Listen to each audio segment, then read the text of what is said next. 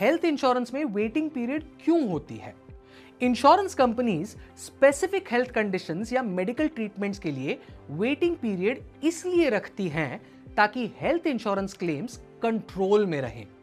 इससे health insurance affordable भी रहता है। वेटिंग पीरियड से इंश्योरर्स रिस्क मैनेज कर पाते हैं और फ्रॉड भी रोक पाते हैं।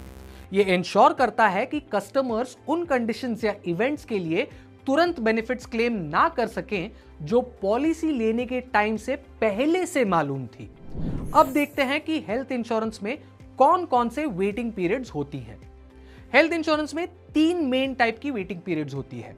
Initial waiting period, health insurance policies में 30 डेज की इनिशियल वेटिंग पीरियड होती है जिसमें एक्सीडेंट्स के अलावा और कोई भी ट्रीटमेंट या मेडिकल कंडीशन कवर नहीं होती।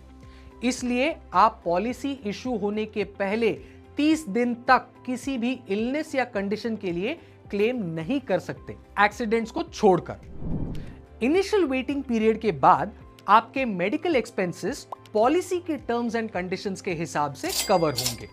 प्री एग्जिस्टिंग डिजीजेस की waiting period, pre existing diseases वो कंडीशंस होती हैं जो हेल्थ इंश्योरेंस लेने से 3 साल पहले डायग्नोज या ट्रीट हुई हो। इन कंडीशंस के लिए वेटिंग पीरियड 3 साल तक की हो सकती है, जिस टाइम तक प्री एग्जिस्टिंग कंडीशन से रिलेटेड कोई भी ट्रीटमेंट या कॉम्प्लिकेशंस कवर नहीं होंगे।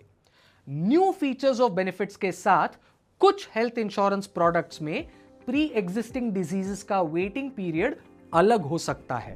जैसे कुछ प्लान्स में आप एक्स्ट्रा प्रीमियम देकर प्री एग्जिस्टिंग डिजीजेस का वेटिंग पीरियड कम करवा सकते हैं और कुछ प्लान्स में एस्थमा, हाइपरटेंशन, डायबिटीज जैसे प्री एग्जिस्टिंग डिजीजेस के लिए वेटिंग पीरियड कम होता है। स्पेसिफिक डिजीजेस या प्रोसीजर्स के लिए वेटिंग पीरियड, इनिशियल और pre existing disease waiting period के अलावा हेल्थ इंश्योरेंस पॉलिसीज में स्पेसिफिक मेडिकल कंडीशंस और ट्रीटमेंट्स के लिए भी वेटिंग पीरियड होते हैं, जैसे hernia, hemorrhoids, chronic kidney disease, spinal disorders इत्यादि।